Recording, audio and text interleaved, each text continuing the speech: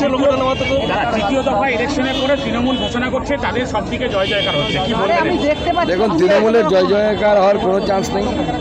দুটো সিট তো কনফার্ম আমরা পাচ্ছি, উত্তর মালদা এবং দক্ষিণ মালদা। গতবার দক্ষিণ মালদাটা কানের পাশ দিয়ে বেরিয়ে গেছিলো 8,000। এবার আমরা এখনও পর্যন্ত যা ফিডব্যাক পেয়েছি, আমরা মিনিমাম ওখানে এই দুটো সিট তো আমরা জিতছি। আর যদি মুর্শিদাবাদেও, জঙ্গিপুর এবং মুর্শিদাবাদ এই দুটো সিটের মধ্যে যদি মুসলিম ভোট ভাগাভাগি হয়, কারণ অনেক independent candidate, ISF candidate, bat চিহ্নের ক্যান্ডিডেট জঙ্গিপুরে ছিল, যারা যথেষ্ট শক্তিশালী ক্যান্ডিডেট, তাহলে গল্প অন্য হবে। তৃণমূল মোটামুটি ফাঁকা হয়ে যাবে তাহলে। দেখুন, প্রথম দুটোতে 6-0 ছিল, এখানে আরও দুটো কমসে কম ধরুন 8। আর এই এসএসসি মামলার রায় বেরোনোর পরে এখনো পর্যন্ত মানে তৃণমূলের বারবার একের পর এক বিজেপিকে আক্রমণ তৃণমূল নেতৃত্বে, এই বিষয়টা নিয়ে কী বলবো? নির্লজ্জ ছাড়া আর কী বলবো? যেখানে সুপ্রিম কোর্ট বলছে এসএসসি প্রাতিষ্ঠানিক চুরি করেছে, বলেছে তো সুপ্রিম কোর্ট। এসএসসিটাকে, এসএসসির কোনো নিজস্ব অস্তিত্ব আছে? এসএসসি রাজ্য সরকারের আন্ডারে, তাহলে রাজ্য সরকার প্রাতিষ্ঠানিক চুরি করেছে। রাজ্য সরকারের মাথাকে মুখ্যমন্ত্রী, যিনি ক্যাবিনেটের ডিসিশন নিয়েছেন এই চোরদেরকে বাঁচাতে হবে, তাহলে আলটিমেটলি প্রাতিষ্ঠানিক চোরটাকে পশ্চিমবঙ্গের মুখ্যমন্ত্রী এই মুহূর্তে সুপ্রিম কোর্ট দ্বারা সার্টিফাইড প্রাতিষ্ঠানিক চোর।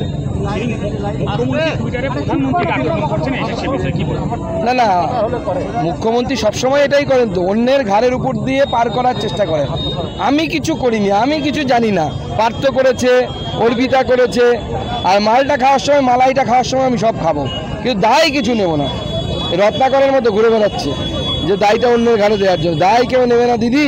দক্ষিণ কলকাতায় বলেছিলেন আমাকে অ্যারেস্ট করতে সিবিআই এলে আপনারা যাবেন তো, কেউ হ্যাঁ বলেনি। এবার যখন সিবিআই আসবে তখন দেখতে পাবেন কেউ আসছেন আপনাকে বাঁচাতে।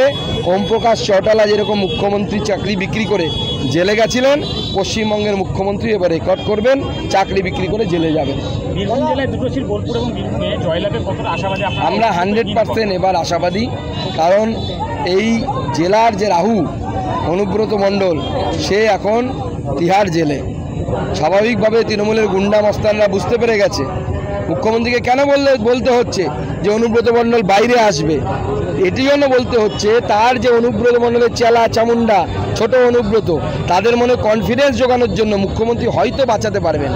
কিন্তু আপনাদেরকে আমি এই ক্যামেরার মাধ্যমে, মিডিয়ার বন্ধুদের মাধ্যমে ওই সমস্ত তৃণমূলের গুন্ডা বাহিনীকে বার্তা দিতে চাই, অনুব্রত মণ্ডলকে মুখ্যমন্ত্রী বাঁচাতে পারবেন না, নিজের ভাইপোকেও বাঁচাতে পারবেন না, নিজেকেও বাঁচাতে পারবেন না। তো আপনারা কোন ছাড়?